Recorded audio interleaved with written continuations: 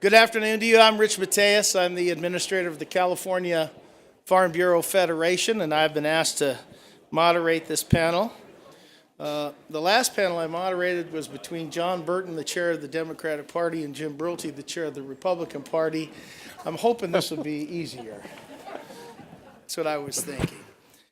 Very important work we're here to do today. This is, speaking of sustainability, part of a sustained effort for us to continue to move forward in this industry. There was some discussion at the end of the last panel about California being the leader. Just a real quick story. A couple years ago, Paul Wenger, our president of Farm Bureau at the time, and I were back at a meeting in Utah. We were out to dinner, and our server asked us what we were doing out there. We told him we were at a Farm Bureau conference of Western states. And he said, "Oh, they have farms in California?" And I said, "Well, as a matter of fact, they do." I said, "Don't you think of California as a farm state?" He says, "No, I don't." I said, "Do you think of Utah as a farm state?" He says, "Absolutely, we are a farm state." And I happen to have the figures from the conference as to the production of each of the western states. I did a quick calculation, and he came back to the table after going to get some rolls, and I said, "Would it surprise you that California produces what Utah produces in an entire year in 12 days? And he says, "Well, it would." And so the conversation went from there. Of course, I hope you left a good tip. I actually lost my wallet, and when I got it back, some things were missing. So I don't know. Best not to disparage somebody in Utah, I guess. But, of course, Paul said, whatever you do, when we get back into the meeting with the other presidents and executives from the farmers of western states, don't bring this up. So I did not. A lot of the good material has been taken already, but fortunately we have a whole new panel to talk about a different aspect here, and that has to do with how we encourage sustainability in our dairy industry in this state, and how we can find a workable regulatory approach. Frank mentioned earlier carrots and sticks. I had that in my list, and we're here to talk about carrots, but some sticks may come up, but mostly we want to focus on sticks. I was mentioning at lunch, we're hearing about the importance and how we're a leader in this industry and how our environmental footprint is unparalleled on this globe for dairy production as far as carbon emissions and our environmental footprint. And I recall seeing the bumper sticker, think globally, act locally. Well, that is certainly true of this industry. If you're thinking globally, you should be thinking locally that we want to do everything we can to keep this industry thriving in the state, because it's the best place to produce milk in the world. So with that, I want to go into our introductions, and then we'll start a little Q&A. There are cards on the table. If we have time later, we'll take some of those questions, time permitting. Real quickly, I want to introduce our panel. You have bios in the materials that were put out, and so I won't go into great detail, but we have with us today Jenny Lester Moffitt, who is Under Secretary of Agriculture. Prior to that, she was Deputy Secretary of Agriculture. She comes from her family organic walnut farm and processing operation, and worked there 10 years as a managing director. So she knows well what you face on the ground. Her family farm is Dixon Ridge Farms. Prior to that, she spent some time with American Farmland Trust, and her issues at the Department of Food and Ag are very much focused on environmental health and sustainability. She works at Healthy Soils area. We've worked with her on that and climate change and some other things. So we welcome her to the panel today. We also have with us from the Water Board, I'm going in order here, Patrick Palupa. He has been in that position for about 6 months, although he was appointed back in February earlier this year, succeeding Pamela Creedon at the Central Valley Regional Water Board. He spent a decade with the State Water Resources Control Board in their Office of the General Counsel, and he was assigned to that regional board as their lead counsel. And so we welcome him to the panel. Before that, he worked for the Sierra Club, did some work with them, City and County of San Francisco, and the UC Davis Prison Law Clinic. And he actually is a member of the bar and has his Juris Doctor from UC Davis. So welcome to you. Samir Sheikh is Executive Director and Air Pollution Control Officer for the San Joaquin Valley Air Quality Management District, or air, excuse me, they use the other term, don't they? Air Control District, sorry. It's the largest district in the state and faces some of the biggest challenge. The economics there are challenging. It's a lot of economically challenged communities, and air quality challenges are significant there. He's got 20 years experience in directing and developing and applying air quality improvement programs. So he's certainly a good person to get views on today about what the dairy industry can do in that regard. He has broad experience in working with an array of stakeholders in a collaborative way to bring about significant revenues to the district. They get about $300 million a year in state, federal, and local funds for air quality improvement programs, and he's overseen the application of $1 billion in investments in his area in that time. And so we welcome you to the panel. Ashley Boren, Sustainable Conservation. I almost said conversation. We don't want that to happen, do we? SUSCON is a group that we've worked with closely at Farm Bureau. They've been very instrumental in outreaching to California producers of all types on a myriad of subjects.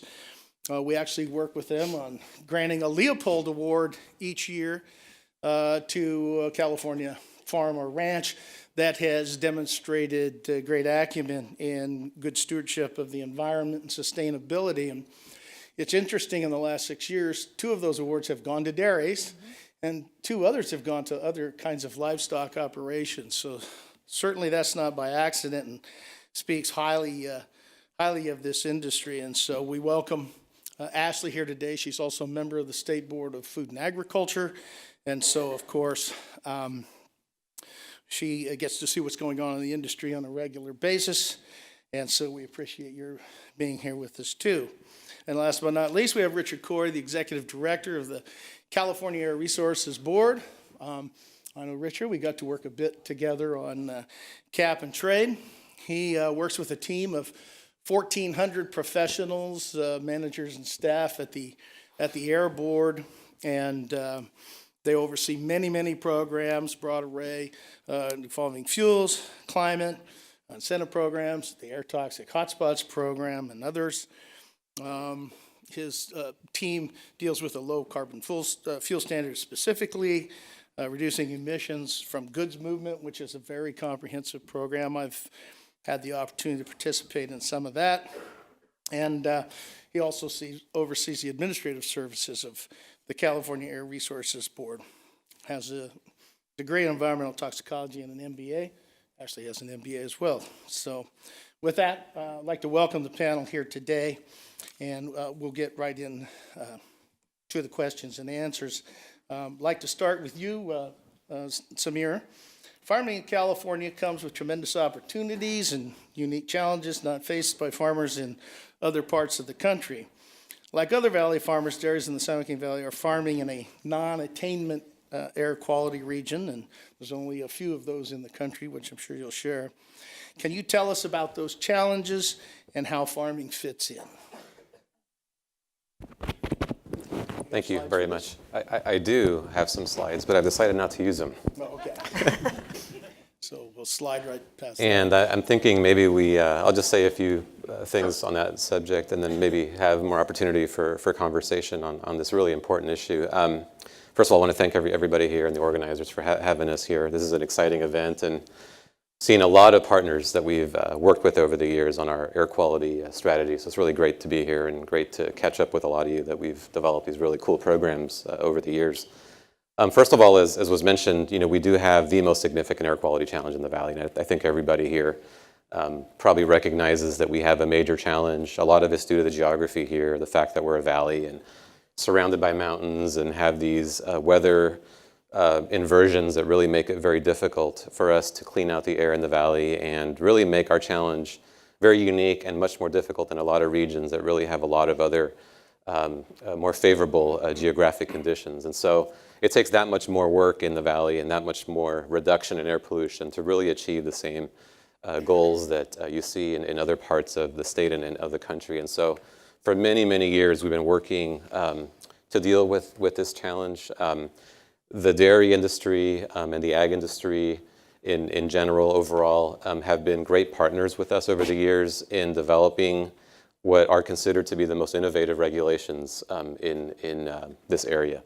Dairies are a big part of that, obviously. We've developed a number of things over the years, like our confined animal facility regulation, where we've pioneered, really, working with the industry over the years, the process, the methods for using a menu-based approach, and really understanding the industry enough to develop flexibility in the approach with the regulation while achieving the air quality improvements that we're seeking in that area. And it's been a huge success. We've continued to evolve that program over the years. That, along with conservation management practices and work with the pump engines and ag equipment and just a number of areas, have been a huge success in terms of the regulatory approach. Now, the other area I wanted to highlight as we've looked at the air quality challenge and have developed our approach in working with the industry is really the research. And I know you heard a little bit earlier, saw some folks that we've worked with over the years on research. You know, we don't want to do anything when it comes to air quality strategy that isn't based on sound science and is shown to be effective at actually improving air quality.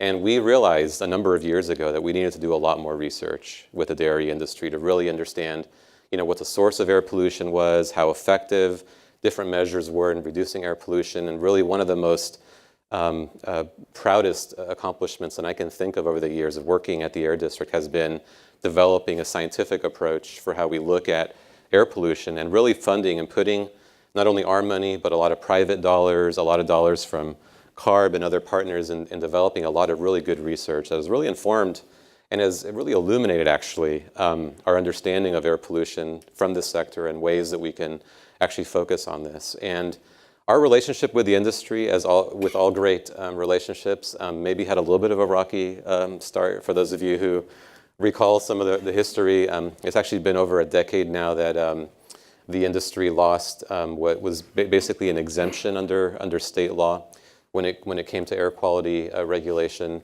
Not too long after losing the exemption and us trying to figure out where we were going to go from there, overall on the air quality side, we were actually sued by the dairy industry. And what we were able to figure out right away was a collaborative approach from working together on moving forward with the strategy. And a lot of it had to do with developing the research that I just mentioned, really understanding where we were going to focus and why we were going to focus on certain things. And before we asked the industry to invest money in any of these measures that we were talking about, we had to basically make sure that they were effective in reducing air pollution and improving air quality. And that's been a huge success, in my opinion. And it's something that we continue to work on in understanding so that we do a good job together in making wise investments on these different strategies. And then lastly, I wanted to mention one other component of the air quality challenge and what I think to be a huge success and opportunity actually moving forward with the dairy industry, and that's the incentive-based approach. And I think we talked about earlier, you mentioned the carrots and the sticks, and you know, we've used a lot of sticks over the years with a regulatory approach. As innovative and as flexible as they are, there's definitely a huge cost related to any regulation that we put together. We understand that it's very costly, and what we've realized is that we do need to have an increasingly growing level of attention to incentive-based measures that really help look for those technologies and strategies that reduce air pollution while also doing it in a way where we can provide some dollars that help with a significant cost related to those measures. So we have developed at the local level some really innovative programs, and really the reason that they're innovative is because we've actually listened to the needs of the industry. We've sat down with you over the years to understand your processes, your fleets, where investments would make sense, and we've designed programs that have really been effective in reducing air pollution, doing it in a very cost-effective way in terms of dollars per ton of air pollution reduced, while also helping the industry continue to do what we know you're trying to do, which is to be more sustainable, to do your part in reducing air pollution. Because you obviously are from our region, many of you are, and are as vested as anybody else in reducing air pollution and really being a part of the solution. So we developed programs. I know a lot of you are familiar with these because you've taken advantage of them over the years. You know, whether it's irrigation pump programs, big shout out to Michael Bocadoro and the industry on the Ag Ice program. That's one of those huge success stories. I don't know if that was mentioned earlier, but it's something that I'm sure many of you are aware of in partnership with utilities and USDA, NRCS, and others in developing a really creative way of really incentivizing electrification of irrigation pumps, ag equipment, tractors, harvesters, other loaders, and other types of equipment. Hundreds and hundreds of millions of dollars, actually $1 billion now, of public and private investment just in these incentive programs alone. And they're the most cost-effective strategies that we've ever developed in terms of reducing air pollution. And the good news, and I think where the big opportunity is, that we're continuing to see a great need and a great investment being made in this area. And this is an area where I wanted to thank Mr. Corey, who's up here with me, and all of those here who've helped in really generating a lot of the new incentive dollars that are going towards projects like the dairy digesters is one big example, but also, and really exciting at the local level in terms of the criteria, air pollution that we're dealing with, ag equipment, a lot more funding available for tractors and other types of equipment, irrigation pumps, fleets, and every type of truck you could imagine being funded under these programs. There's a lot of technology that's coming to market where, if coupled with the right level of incentive dollars, we think are going to be big opportunities for reductions in the sector, and are going to help us deal with a challenge that actually, as of a couple of weeks ago, we just adopted our new PM 2.5 plan, the Clean Air Plan for the San Joaquin Valley. It's a very aggressive plan in terms of the amount of air pollution that we have to reduce to achieve our goals. A huge focus of our plan are the incentive-based strategies that I just mentioned, where we have to bring investments, working with our partners in the industry, to turn over fleets and do it in a wise way that's scheduled over time. It's a very bold plan. Just to give you an example, and I'll close on this note. For ag equipment alone, over the next 5 or so years, we're looking to replace about 12,000 pieces of equipment. And that's a huge amount. That's an order of magnitude more than we've been able to do so far with the existing incentive programs. For trucks alone, we're looking to replace about 30,000 trucks or so over the next 5 or 6 years. And it's about a $5 billion investment that we're looking for, about $1 billion per year over the next 5 years, and working very closely with CARB and Mr. Corey and his staff to develop these programs and get this funding out there into the community and do it in a way where it actually works with your fleets in time, with the needs that you have as a business as trying to operate and deal with a number of other requirements. And I was reminded of that earlier in a conversation. I'm constantly reminded about just how much you have to deal with and how much we have to be responsive to your needs, who not only deal with our issues with air quality, but you've got water requirements and everything else that we understand is a tall order in terms of all the challenges that you have to meet. So I really just want to put a huge emphasis on how important these incentive programs have been and are going to be moving forward in terms of providing you with the resources that you need to do the cutting edge, really expensive new technology deployments that are going to be needed to deal with the air pollution challenge, and really just try to make that a big priority for all of us to think about moving forward. So with that, hopefully that gets at the question there. I'll have another question for you later. Richard, I'd like to move to you now. I'd like to talk to you about a bit what Samir had to say about providing some insight on the amount of methane emissions that California dairy and livestock operations contribute to the state's greenhouse gas emissions portfolio. Could you share with us on that? Sure. I think I'm going to provide a little context. I'll be shorter than Samir. I'll try. From a contextual standpoint, I think it's good to understand the challenges and understand the target. You got to understand where you're trying to get to be able to get there, right? So reflecting a little bit, it's our agency's 50th anniversary celebrated last year. And if you think about the air quality problems in much of the state, certainly in South Coast and San Joaquin for decades, in the early 70s and really well into the 80s. Early 70s, we had 16 million people, 8 million vehicles, driving about 50 billion miles, an economy of 150 billion. And we exceeded the stage 1 and stage 2 ozone alerts, multiples of the ozone standard at the time in the South Coast, about 200 times a year at that point.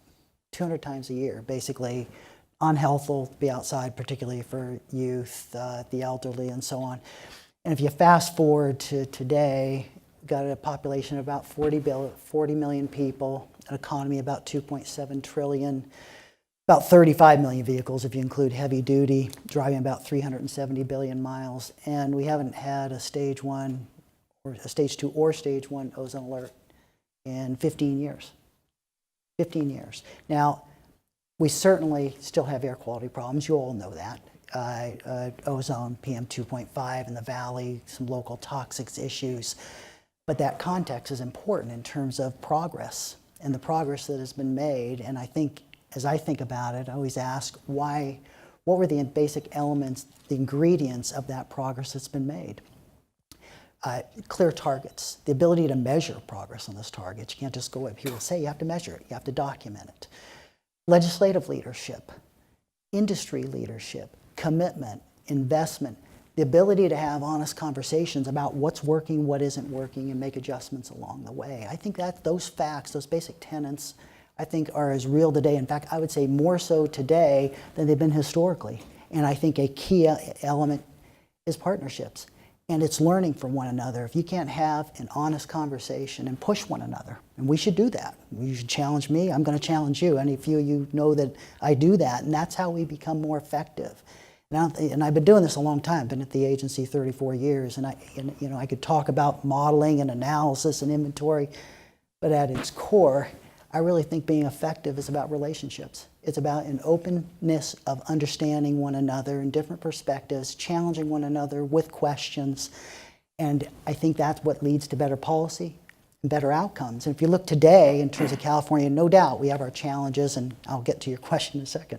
But if you look at what the impact has been of the targets we have, I mean, the NOx target in South Coast, we need about an 80% reduction relative to where we are today by about 2030, 2031, about 50% PM 2.5. In the Valley, about a 40% GHG reduction by 2030 relative to 1990 emissions, basically relative to today. That sounds hard, and I'm not saying it won't be challenging, but if you look at those basic elements, I'm convinced that we can be effective. And our partnership and our growing partnership with the ag industry, with the dairy industry, I think is a key element on this. I mean, the legislation that focused on short-lived client pollutants was for a reason. It represents about 10% of the GHG inventory based on a 100-year GWP, and based on a 20-year, it's about a 20%. And about half of that 5% dairy split between enteric and manure. But what we have seen in terms of the role of incentives, the role of the low carbon fuel standard, the role of cap and trade, it's sending a significant signal to the market. And I'm convinced, in fact, if I would stack the dairy sector against any sector in terms of the progress that has been made over as short a period it's been made. I think Michael Bocadero mentioned about in the next 3 years or so, about a 10-fold increase in the number of dairy digesters. That's not an accident. That is investment, that's commitment that you have all made, and that's results. And I think we clearly have much more work to do, and some of the things that we can do and that we've done over this past year are, one, adopt the low carbon fuel standard out to 2030. Tighten the standards, send a clear signal to the market that this program is here to stay, and certainly we've been challenged. We'll probably be challenged again. And we'll take on those challenges because what the market, I'm convinced, needs is clarity of purpose and intent, and keeping your eye on the ball. Cap and trade program, another program we've been challenged on. We're readopting or pushing that program out to 2030 and beyond based on legislative support that we've got. Those steps, to me, provide an important signal. Now, there are other steps we need to take as well, but I think those elements are going to be critical going forward. If you look at what's happening in low carbon fuel standard, 40% of the biofuel investments in North America are taking place in California. We have about a 10,000% increase in renewable diesel just over the last 4 or 5 years. Renewable natural gas is playing a progressively greater role. The role and impact of the low carbon fuel standard in that policy in terms of providing a signal to the market and the economic underpinnings are undeniable. And that's why not only is it working here in attracting investment, we have jurisdictions across the country and internationally that have either already effectively adopted the program or are looking to do so. So maybe I'll stop there. Okay. I think a follow-up question is appropriate now if the panel would permit. I know that CARB is considering multiple alternatives, options for dairies to reduce their emissions. Maybe as a follow-up, you could talk about that a bit. Right, so one area is, I mean, the first thing, and it gets back to my point about you talk to the experts, you talk to the dairy farmers, you talk to the academics, you include them in a forum. We don't have all the answers, we certainly don't presume, and it's the approach that I just talked about and the approach that we take, I take, and we're always looking to be more effective, is bring people in, discuss what you're trying to achieve, have that conversation, and what are the unknowns? And many times there's a lot that isn't known. You know, I mean, I know well, you know, where the work, research work that's going on in enteric in fermentation. I talk about the complexity of combustion, the complexity of dealing with the heavy-duty sector. That pales in comparison with biological organisms. They're complex to understand, and the outcomes that you get as a result of changes that are made, for instance, from a dietary standpoint. So a diesel engine is easier to understand than a cow. You bet. I think that's undeniable. But I think a dairy digester work group really was looking at where there are opportunities from a dairy digester standpoint, non-dairy, research, and really frame up those questions with the experts at the table. And that's, to me, that is the foundation of bringing people in the tent that have the background, that have the experience, that can help inform how we proceed. And clearly there's some challenges just on the dairy digester side. We know why there were so few dairy digesters for decades. Risky, and the economics weren't there.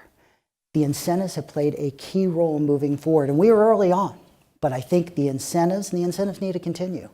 And coupled with the income stream associated with the low carbon fuel standard credits, I think that's a key element. Now we need to look at better instruments. I think that's been part of this, how to secure financing against that future value stream, which has been a challenge, and I think an area where we need to do more work.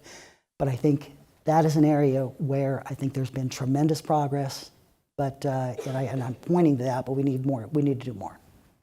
Very good, thank you. Ashley, you're with an environmental organization, and you've collaborated for a decade and a half with the dairy industry, and some of your work has been dedicated to emissions reductions, but then you also have some, of course, water quality things as well. Maybe you could start with some of the things you've worked together with successfully with the dairy industry, the achievements you have in the air area, and then spin into the water, and then I'll jump to Patrick and Jenny. Sounds good. So thank you for having me here today. I recognize a lot of you, but I know that not all of you know who Sustainable Conservation is, so I'm just going to take a minute to tell you. We're a nonprofit that's dedicated to helping California thrive by uniting people to solve tough challenges around air, land, and water. So every day we're bringing together businesses, farmers, dairy producers, government, academics to steward the resources that we all depend on in ways that make economic sense. And it's the economic sense piece that I think is really important to know about how we look at things. We've been partnering with the dairy industry for, I think it's been 18 years now. If you were here this morning, you heard Secretary Ross say that we have an office in San Francisco, and that is true. But I always like to remind people that we also have an office in Modesto, which we actually opened soon after we began partnering with the dairy industry, because we just wanted to be closer, because we knew if we were closer, we would understand the issues better, we could hire people from the region, and I think that's been a really important part of our partnership and success. So just to touch on a few of the things I think we've been able to achieve together, and I'll say there's a lot of power in having an environmental organization partner with industry. To come together on things where there's common ground, because if we can agree on those things, we can get others to support them as well. And I think we've been able to do that in the three areas that we're talking about today, on greenhouse gases, air quality, and on water. So I'll just touch briefly on each. On methane, one of the early achievements we had working with Western United Dairymen and Milk Producers Council was really kind of laid the foundation for the work that's happening today on methane digesters. And that was, we got some first incentive funding, which is why we had those 12 digesters that were operating, but only 12 digesters, because there was just enough incentive funding for those 12 digesters. But the learnings that we got from those digesters, I think, really laid the foundation for the great work that's happening now. And then we've also partnered closely with the industry on policies to make digesters as economically attractive as possible, things like net metering and other things. On the air side, a place where we like to think that California always leads, but I have to tell you we don't always. So I'm going to give you an example of where we don't, and that's with conservation tillage or no-till. That's something that the Midwest really has on us.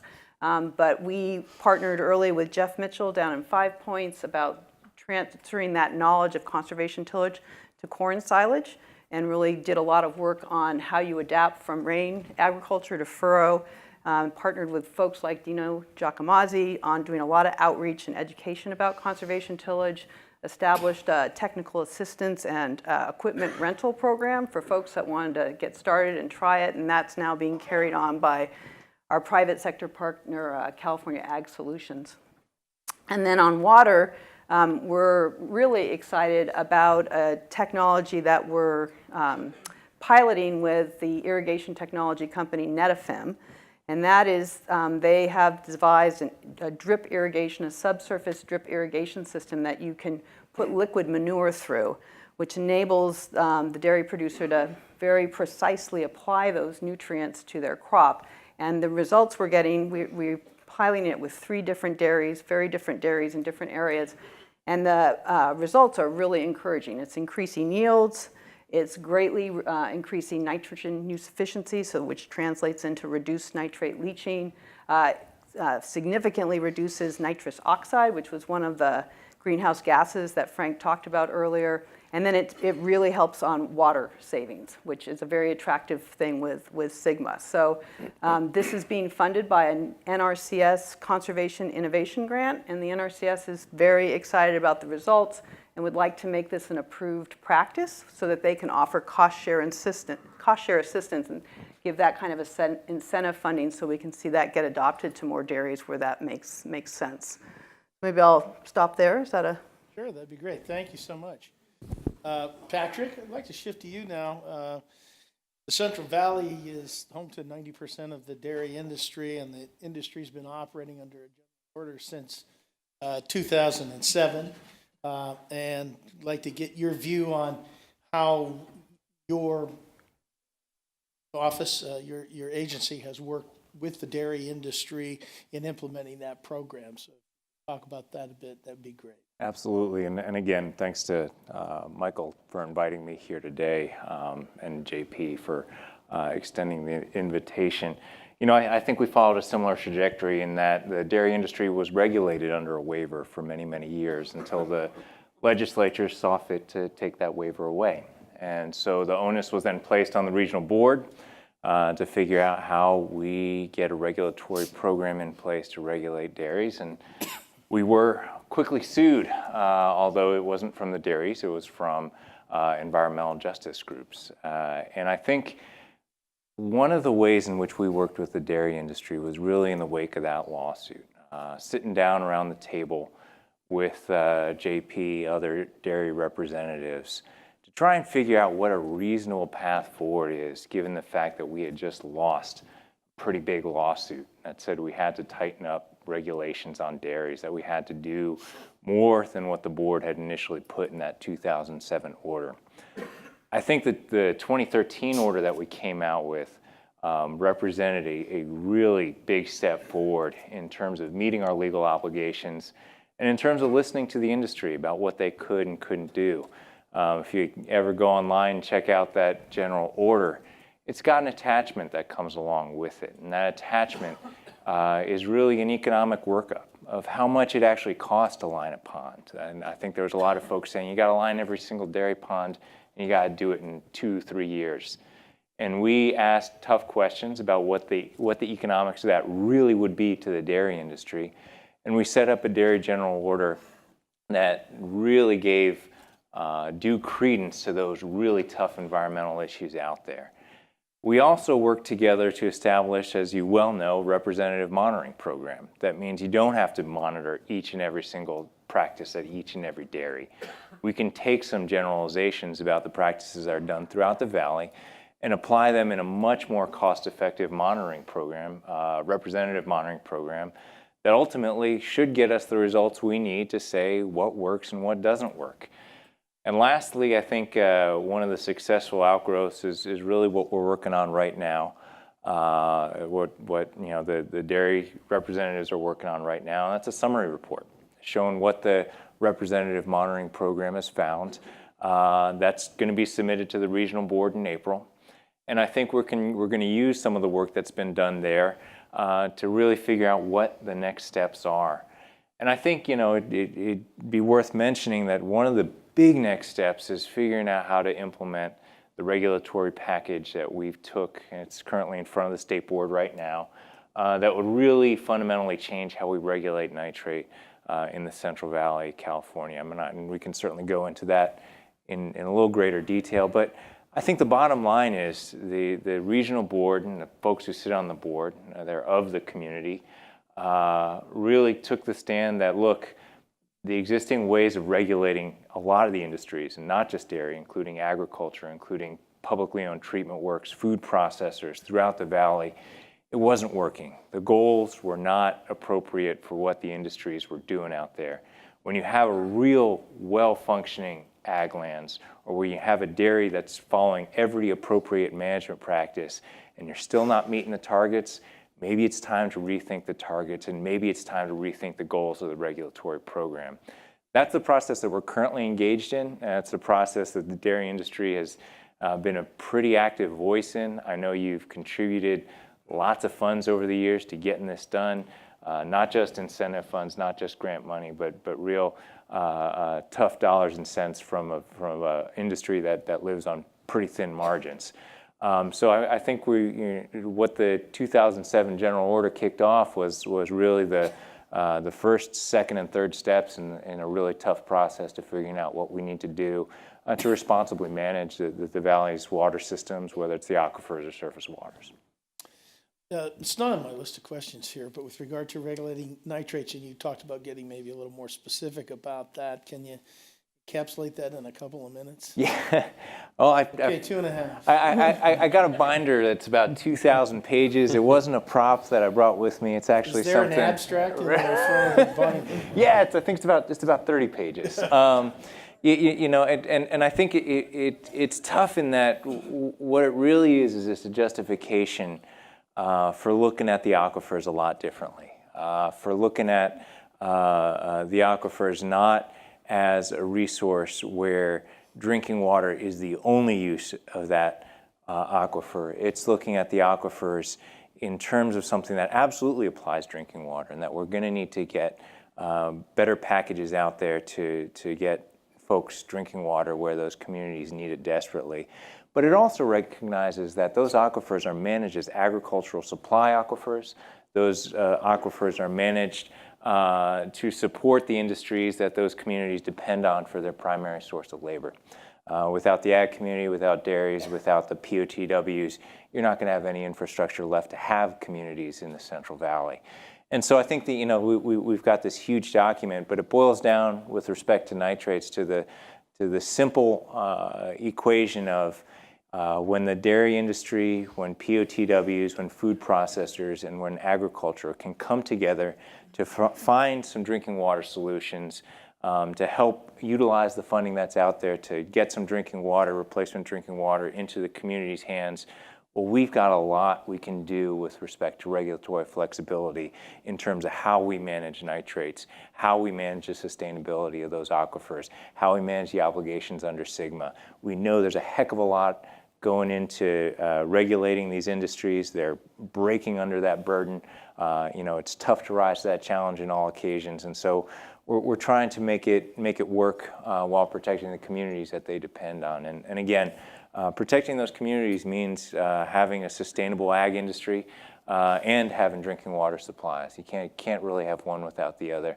And that's really the tough position that I know my board is in, and the decisions that weigh upon them with every permit they write, every general order enrollment that they process.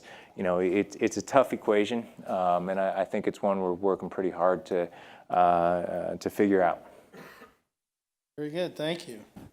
Jenny, you've been on all sides of these issues, having been a manager in your family farm business. Jenny was also a regional water board member, so been a regulator from that standpoint. Now under Secretary of Agriculture, and she's involved in implementing key incentive programs on climate smart dairy farming.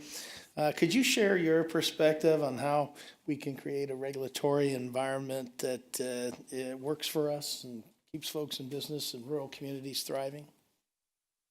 Yeah, so I'd like to see a show of hands, especially from the dairy operators. How many of you guys are your chief operating officer? How many of you also are your heading up your regulatory affairs, making sure that your regulatory compliance is done?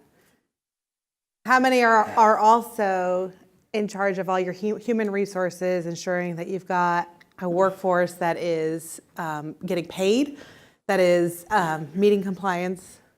That you have a workforce. And that you have a workforce. The list can go on. Certification, supplies, sales, marketing. There are a lot of hats that we wear in agriculture.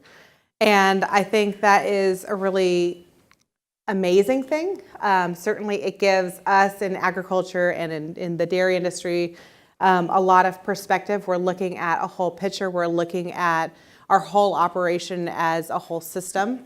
But it also comes with a lot of challenges because we sometimes feel schizophrenic. We sometimes feel that that we're pulled in many different directions. And I think, you know, a lot of what, especially my fellow panelists here, and a lot of what there's been a focus on, and I'll kind of put this on with my regulatory hat being on the Central Valley Regional Board, is a focus on saying, okay, it's time to look at, you know, wearing each of our regulatory hats, also look at the entity and the group and the people that we're regulating as a whole too, and say, okay, so we care about air quality, we care about water quality, we care about water supply, we care about labor, we care about all these different things, and so do you, and how do we work on the issues that we care about and the issues you care about to come to a really constructive solution. And I think that's one of the things that we really focused on when I was on the regional board, certainly with the dairy, I guess it was version 2 of the dairy WDR, and really said, okay, this is an important piece. There are other pieces as well. And how do we get there? And how do we work with the industry? And there are so many different resources within the dairy industry between representative monitoring program. Certainly there are coalitions that the industry has set up to really say, we by the industry are really going to band together. We're going to pool our money together and really develop a program that is not only meets our regulatory compliance, but then also meets all of the other compliance opportunities as well, all the compliance regulations that we have to face. And so I think that is one of the things that we've really focused on, certainly at the Department of Food and Agriculture and also with all of our sister agencies. One big example, and it was mentioned before that, actually Michael mentioned it earlier, that we didn't really have a lot of dairy digesters in the state before 2014. And part of that was, of course, cost. The other part of it was that there were competing regulatory interests. So in order to have a dairy digester, you needed to meet local air quality regulations, but you also needed to meet water quality regulations, and sometimes they didn't exactly align. So one of the things that we did as a state in 2012 was we launched, in partnership with our sister agencies at the federal government, both USDA and US EPA, was a federal state dairy digester work group. And that work group brought industry together, brought all of us here on this panel together, as well as others, certainly with the federal agencies as well, to say, okay, this is a solution that we want to tackle. What are the big issues? And we sat down around a table many times and really hammered through all of those issues so that we came out with a comprehensive package that said, we're going to meet our air quality regulations, we're going to meet our water quality regulations, and we're going to make it so that it's possible to actually build new digesters here in the state of California. And so that was the course of several meetings. And then as a result of that, in 2014, we were able to get our first slug of money, and we got $12 million. Again, thanks to a lot of the partnerships with the dairy industry in the state to say, yes, now that we've overcome some of the regulatory issues, let's start investing in this. Because we as a state, we heard it over and over and over again. As the state of California, not only do we have a commitment for our to our environment and in sustainability, but we also have a commitment to the industry. And so if we're going to say that we're going to start to have, if we're going to have these regulations, we also need to support the industry that is being regulated. And so we put the first $12 million for dairy digesters into that program. Then $260 million later, we now have funded over 60 digesters in the state. We've funded over 50 alternative manure management practice projects on dairy operations in the state.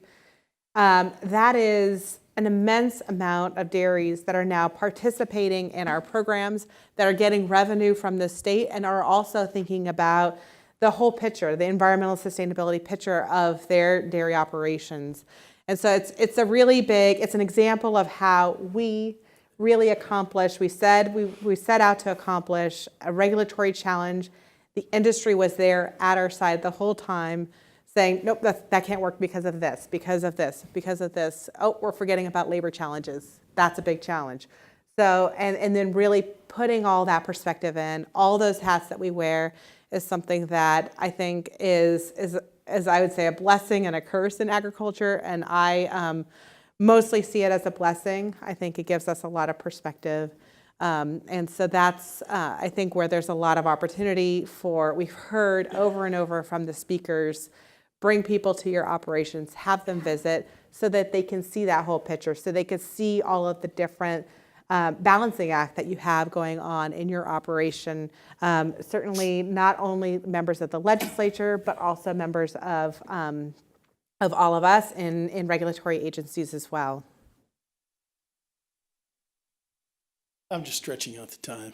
We started 10 minutes late. So we're going to take a little extra time. Samir, maybe you could talk specifically about what kind of things you've achieved with the dairy industry in the Valley and how you've gone about doing that and the accomplishments that you've had there from an air quality standpoint. So I hit on this a little bit earlier, but first of all, I want to just... Do you have more to say on it? I wanted to thank a number of people here who did exactly what was just mentioned by Jenny here, which was taking us out to the operation so we could understand your business model, your practices, so we could actually develop measures that made sense. And that was, you know, Kevin Abernathy is here, a number of people that were very good educators early on in this process. And through that, we've adopted, I would say that there are three main areas. I just want to summarize where we have huge accomplishments. One is... So what I was thinking is there any quantification or... Well, yes. I think for the incentive programs, there, as I mentioned before, it's been $1 billion, public-private investment. We just launched, one thing I didn't mention before, the first anywhere in the world, an incentive program for feed mixing electrification. That's something I wanted to just mention briefly here for those of you who might be interested in looking at your feed side of your operation. That's an area where we're continuing to look for partners and trying to develop some new approaches in that area. And then I think with the ag equipment side of things, you know, that's another area where you know, we're continuing to look for new programs there, and have really accomplished a lot over the years with respect to the dairy industry there. So just want to... Very good. I think I hit on a lot of that earlier, so I don't want to spend too much time. Yeah. I was looking for something different, but we'll move on. Because we may not have the data about emissions reductions. I know the processes are in place. But Richard, 1383, something a lot of us in the room worked on, a piece of legislation from a couple of years ago. It's a key step in reducing emissions from dairies, and namely methane, of course. Wondering if you could talk a bit about that, how it impacts the dairy and livestock sectors, and the efforts you're making to achieve the goals in the bill, and what next steps are. But could you just talk about 1383 a bit? Sure. So the SB 1383 was a Senator Laura bill. It actually followed SB 605, which was a few years, 2-3 years prior, that recognized the significance of short-lived client pollutants, basically pollutants that on a mass basis have much more potent from a global warming potential standpoint. Refrigerants, HFCs, CFCs, these types of compounds, basically directed the state, CAR, my agency, to develop an overall plan to reduce emissions of short-lived client pollutants, basically called out 3 categories. It was methane, it was HFCs, basically refrigerants in cars and refrigerators and AC units and so on, as well as black carbon.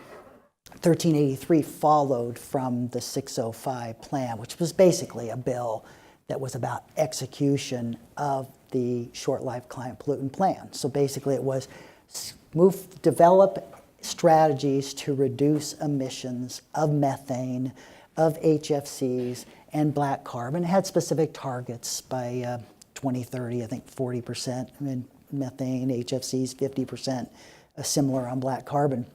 But I think what's really important, and we've talked about different levers, we've talked about the role that regulations can play. I think in the wisdom of 1383, for methane, it recognized, it said that to the extent that a regulation is produced from a methane standpoint or from a dairy standpoint, could not be sooner than 2024. It was all about develop alternative strategies through incentives, through partnerships, with the goal of never having to go the reg route. That was absolutely the objective of that bill. We've got out of the gate running, but we have done it because we've done it through partnerships.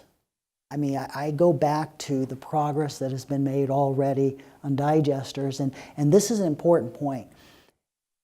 Often you'll get legislation with directives without funding behind it.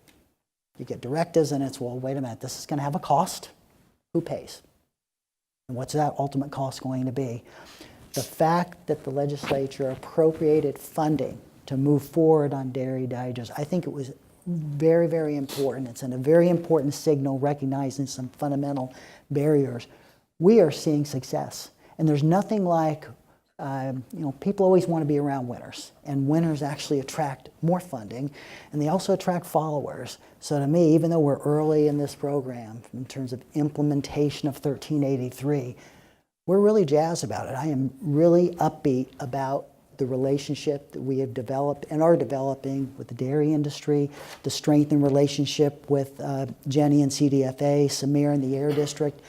We all have to have a place at the table, and we are seeing real results. So as we have a new administration, you asked about, a new administration comes in, as we continue to partner with other states, we're pointing to that success. Not a theory, not a hope, but basically we are seeing already outcomes. And again, early on, but our message is let's continue to build on this, work on this, and continue to move forward. How can we meet the water quality standards that we need in the valley and yet keep our dairies in business and encourage them to stay here and do business in California? How can we do all that? It's a tough question. I mean, I think that the approach envisioned by the board and the approach that we've been working for probably the past 11, 12 years on is really a cooperative approach.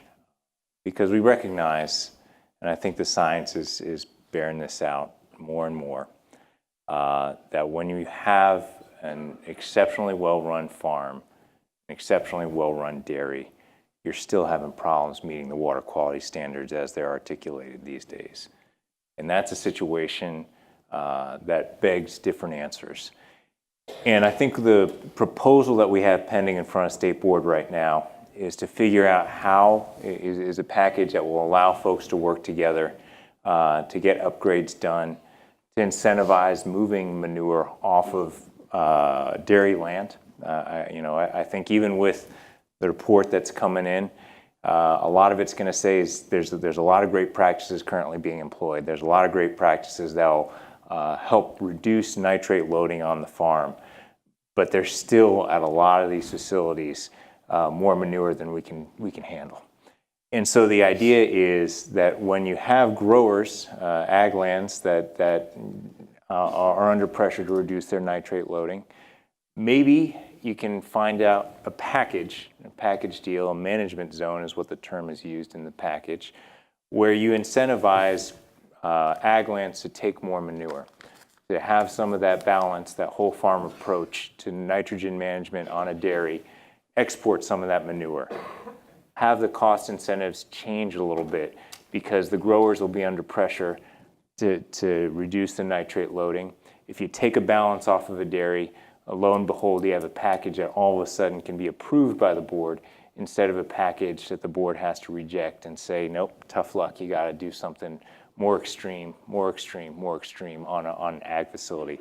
I will say that that package and that flexibility comes with the obligation to really work hard and find drinking water solutions for folks that may be impacted by nitrate discharges in the area. And that's just a tough part of the equation that we have to get straight if the board's going to have any room to give that flexibility.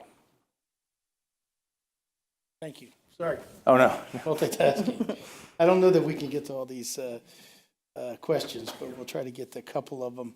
I did want to ask Ashley where you think we should focus our attentions going forward and opportunities that you see, and maybe you could give us a short answer on that, and I'll see if I can. I'll try to be brief. I actually want to talk about three things, and I'll start off on what Patrick just mentioned. The water quality issue really needs attention. I think everybody knows that. I feel like we've made incredible progress on air, as Samir has described. We've made progress recently on methane because of the state's decision to invest in methane, but water quality is where we just haven't really moved the needle yet, and that's going to really need attention. You know, applying the nutrients very precisely, so we reduce leaching as part of the equation, but the more precisely you apply those nutrients, the more leftover manure you have. And how we deal with that excess manure is really a key issue. The good news is that it's a really valuable resource. And as Patrick alluded, there are great potential uses for that. So really focusing on export strategies, how to create value-added products out of that manure and get it off the farm and to distribute it around agriculture is a huge challenge, but a huge opportunity. So that's one. The other one I will say is related is, and it's policy related. I think the methane digester work group is an excellent example of how the agencies, the regulatory agencies, we're having a light show up here. The regulatory agencies came together to ensure that their regulations were taking the whole farm into account and working across media, so water, air, and greenhouse gases. We have to do more of that because some practices that are going to reduce methane emissions and maybe improve water quality could have an impact on air quality. So we need more collaboration between the agencies to help figure out how to make the regulations work so they're not just about what we don't want to have happen, but what we want to encourage to happen. So I think that's an area of also for focus. So we're all getting a signal. Yeah. I do have some questions up here. We're not going to be able to get to them. One of them is for the agency folks about they like what you're saying up here and they find it refreshing, but when they work on the ground with the people you have in the field, they get kind of a different story. So you just might take that home with you. Absolutely. And think about that. Let's thank our panel for participating today.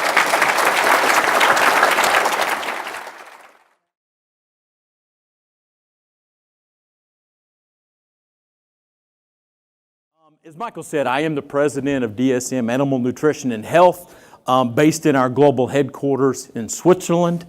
And as you can tell from this accent, that's south of Switzerland is where I come from. But no, I can't hide the Texas accent, so I apologize for that already, but I can't get rid of it. But I also have an important connection to California. So I started my career 32 years ago here at the East Bay in California. I met my wife here 25 years ago. So I always enjoy coming back to California. The great wine, great cheese, great weather, and my mother-in-law make this a very important travel destination. So it's always good to be here. I did, coming back through the discussion today, I want to say thanks. Number one, it's a great turnout. Number two, I want to say thanks to the organizers and all the sponsors for the event, and also to to say thanks to all the speakers. I think there's a lot of thought-provoking, interesting discussions. And I took a few notes on all those different discussions. I wrote it on the equivalent of the arable land on the planet. So just to help y'all remember that little bit of trivia. But certainly sustainability is a topic. I think that goes without saying. I think the other thing that got highlighted throughout the day today, clearly California as the agriculture powerhouse is really leading by example in many of the different areas. So there's a lot to be proud of there and a lot of discussions that went into that. I also like the comment that came a couple of times about protecting this important California brand. Family, environment, professionalism really emanates what we do, what you do here in California, and something that should be promoted and obviously protected.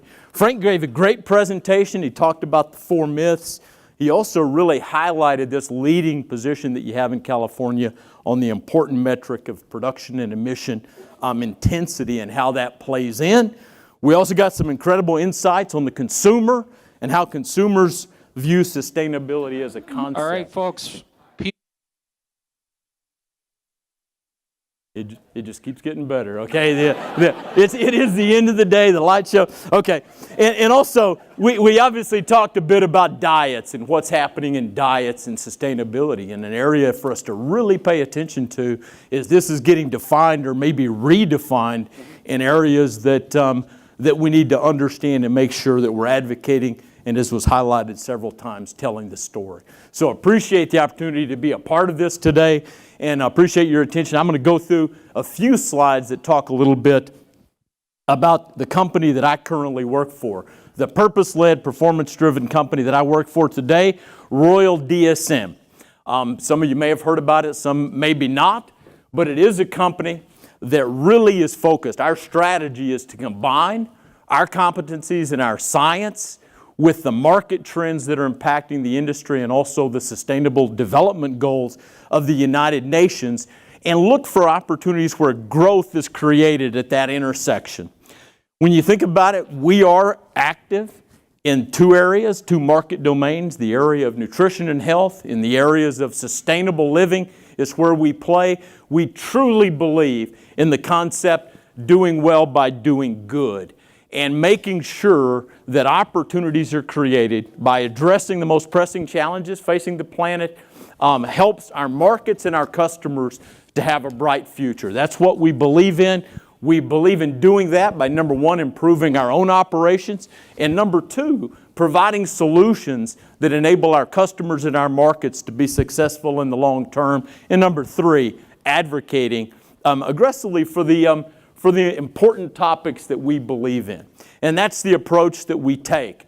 We have been recognized through this effort a couple of times. In 2017, we came in number 2 in Fortune's list of companies that are changing the world. So we came in between a couple of maybe better known companies. Number 1 company was JP Morgan Chase. The number 3 company was a little company from around here somewhere, Apple. So we were in pretty good company in that list of companies changing the world. We're very active in climate change. Our CEO, Fika Siebesma, is the co-chair of the World Bank's Carbon Pricing Leadership Coalition. So we do a lot of advocacy, a lot of work in the climate change area, and we're also very active in nutrition. We've got a lot of programs with a lot of the company or the organizations you see here from the World Economic Forum and others, where we're really promoting and addressing malnutrition. We've got a lot of investments and activities in the African continent. So this purpose-led part is what we believe in. It's in our DNA, and we're very passionate around that. That purpose-led also translates right into our business strategy. So our mission for our nutrition business is healthy, balanced nutrition within planetary boundaries. So when you think about that, it's been highlighted several times in the different discussions today. Our goals are really focused on advocating healthy, balanced nutrition, making sure that we're focused on nutrient content and high-quality food and feed to promote the growing planet, and doing all of that within the production constraints of the planetary boundaries. So that's the goals that we have. We're very passionate about the role that we play, passionate about the industry that we participate in. When you think specifically about our animal nutrition and health business, we focus our attention, our solutions, our innovations across these 6 platforms. So we're vividly aware of the main challenges that face our industry, and we're very active at trying to solve these. Starting kind of at the bottom, we really focused on productivity to make sure that our customers and their operations are continuing to be more and more productive in all the different value chains they play. We're very active in nutrition and less waste, which was highlighted several times today. So across all of the different food value chains, we know there's opportunities to add value to that. And then we've got a lot of products and solutions that get into lifetime performance, life stage nutrition for animals across the different segments. We're also very active, I think Dr. Jones talked about it very well, this antimicrobial resistance and the use of antibiotic growth promotions is something that's being phased out across the different industries, and we've got new solutions that work in that space. And we've also got strong innovation programs addressing marine resources, so sustainability of marine aquaculture, and also looking at livestock emissions. So very active across those different segments. This is maybe not the greatest picture you'll see, but it's an interesting picture. This talks about, it's a great concept we have. Veramaris is a joint venture between DSM and Evonik focused on providing a sustainable source of omega-3s, EPA and DHA for the aquaculture and the pet industry. So this joint venture is really active in using, if you think about every year, 16 million metric tons of wild-caught fish are used for the production of fish oil and fish meal. This concept, Veramaris, is focused on a sustainable source using marine algae to produce the omega-3s. Helps to protect, obviously, the marine environment and the ocean's biodiversity. So something we can be very proud of in terms of what this venture is focusing on. We also have Niaga, which is a concept here where 95% of carpet today, at the end of its use, is either goes into landfill or is incinerated, burned, at the end of the life cycle. So you think about that, seemingly harmless household product, but ultimately it's one of the top 5 contributors to landfill and to incineration, both in U.S. and America. So the DSM Niaga team put together a new concept, all new materials that go into production, 95% less energy in the manufacture of the carpet, and it's totally recyclable. And specifically, at the end of its life, it can be totally reconverted into new product. So you think about it, Niaga is a tough thing for a Texan to say, but maybe it makes a little more sense when you look at the word spelled backwards in terms of the concept here of addressing a real sustainability challenge. Now, getting a little closer to home, obviously the big topic today, and it kind of goes without saying, dairy plays an important role in feeding the world. It's been highlighted all day today. You always like to talk about this, and you know, some obvious to this group, but I think part of these messages are not always getting out there. And you've heard it all day today, the milk facts, the importance of this high-protein, nutrient-rich milk as a part of a healthy diet needs to be stressed. I think Mr. Maddox talked very well about the fact that cows are unique converters, turning cellulose and of all kinds of different forms into high-quality protein, and obviously the fact that this industry supports the billion livelihoods around the world. So it's an important industry, a lot for us to be proud of in terms of what's happening in this industry, and we need to tell that story more and more. The challenge here, and I put this slide up not to antagonize my greenhouse gas guru. This is the slide that he told us we don't want to talk about today. The reason we put the slide up is this is the data that's out there. This is what the public sees. This is the challenge that comes from the industry. And this puts us on the radar screen of those companies and those organizations that are focusing on greenhouse gas reduction and climate change. It's a challenge, yes. We need to get the data corrected and get the right data out there, but we also need to look at this and say we have an opportunity to make an impact, a short-term measurable impact in this environment. We can argue about where we should sit in this ranking, but the fact that this is a part of this industry needs to be realized and needs to be addressed, and I think that's been talked about a lot today. So when you think about California, clearly there's a lot of good things, a lot of things to be very proud of, and you've heard a lot about it today. Awareness is high. Targets have been set. You go across the different companies, farmers, milk cooperatives, the industry, everyone working together to make a difference. So it gives me a lot of confidence that this issue can be dealt with. And I think you put all that together with the scale of the industry here in California, as well as the productivity and the professionalism here, gives a lot of confidence in terms of what can happen here in California to address these challenges. Similar, halfway around the world in New Zealand, the issue is also getting a lot of attention.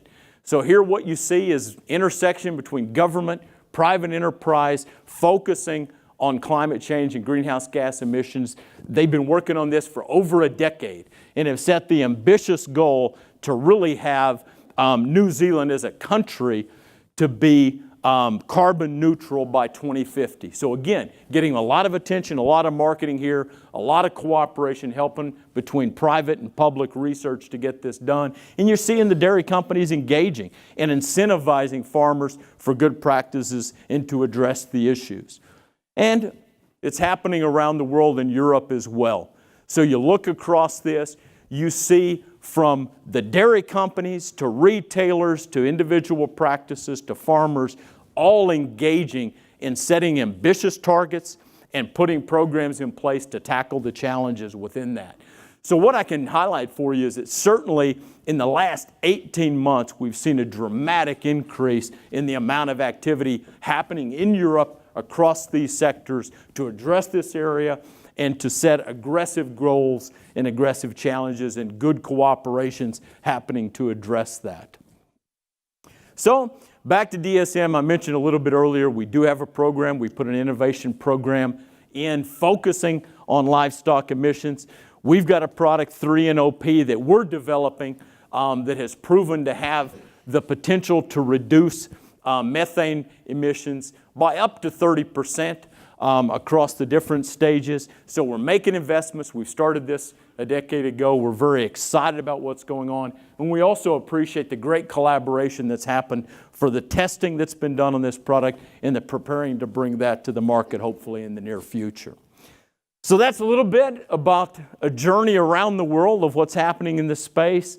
I guess I'm filled with a lot of optimism in terms of what I see here and what I see happening around the world. And really here at DSM, we're excited to be a part of it, and it's an important role that we all play in supporting and promoting this industry and making sure that it is sustainable for the future. So I want to say thanks again. I hope I hit very close to my target on that side of it, so I'm no longer between you guys and a cocktail, all right? Somebody else's fault now. Thank you. I'm Ross Buckingham with California Bioenergy. We partner with dairy farmers, many of you in the room today, and with the grant agencies, CDFA, Energy Commission, ARB, PUC, to build, finance, own, and operate in full partnership with dairy farmers, dairy digesters in the state to produce renewable electricity and renewable fuels projects. And we're pleased to be playing a small role in making the dairy industry produce a very planet-healthy product. So with that, I'd like to invite everybody to come downstairs to the exhibit hall, which is down the stairs and across the hallway, and join us for cocktails. And if you look in your little packet, there's a couple of tickets in here for a free cocktail so that we can all mingle down there. Thank you very much. Bye-bye. Thank you. Perfect.